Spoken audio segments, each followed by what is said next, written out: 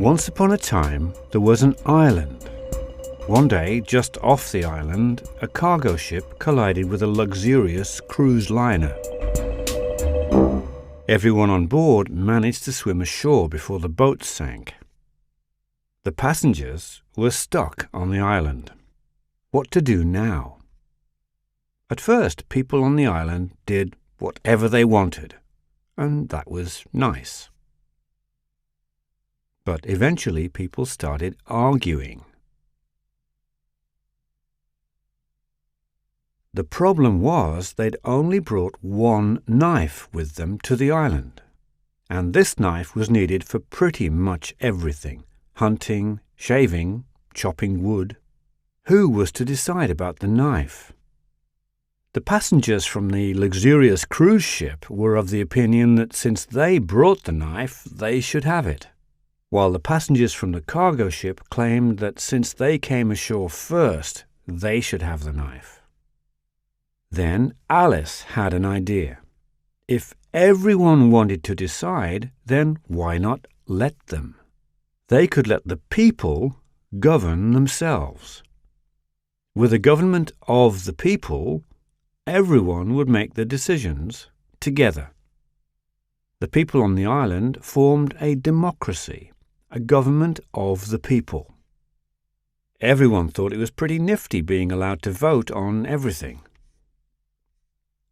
Bob, who wanted to use the knife as much as possible, suggested that only men should be allowed to have the knife and no women. The women laughed at this. Obviously, such a law wouldn't pass.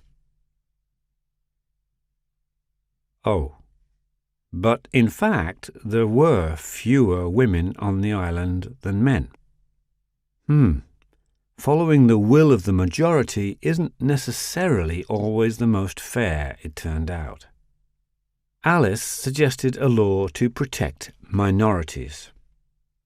Some fundamental rights should be available to everyone, and not even a majority should be able to take them from anyone. That was probably wise, because who knows? Sometime or other it might be you who's in the minority. Life on the island moved on, and every time a decision was to be made, the entire population gathered to vote. Every issue was directly decided by a referendum. This is called direct democracy. But gradually people grew bored of having to vote on every single issue. Was there no easier way to do this? Could they perhaps just vote for someone who could make decisions on each issue on behalf of them during some period of time, someone to represent them?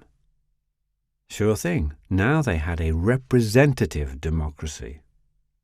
Since the islanders thought that Alice seemed wise, she was chosen to be Prime Minister.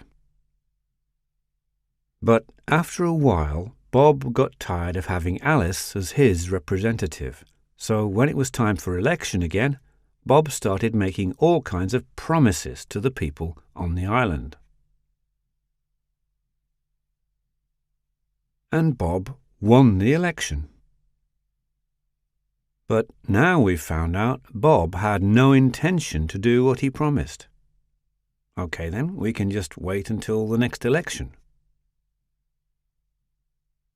Oh, I guess not. This isn't going very well. Maybe we need some laws that we can't vote away very easily, laws that constitute our democracy. We can call these fundamental laws our Constitution. What should these laws say then? Well, in them we write down the fundamental rights that all humans have. And here is where we limit what the elected representatives can do, so they can't make a decision to abolish our democracy. That sounds pretty good. Let's vote on that. But first we need to make sure that Bob isn't Prime Minister anymore. That's better. So